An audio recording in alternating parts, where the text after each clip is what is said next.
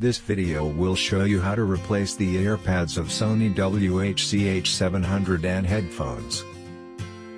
First, peel off the old earpad.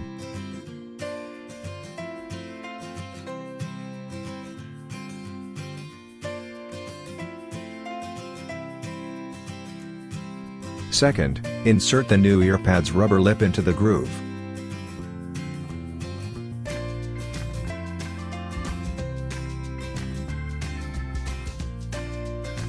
Third, insert the lip around the groove by gently pulling the earpad with stick or fingers.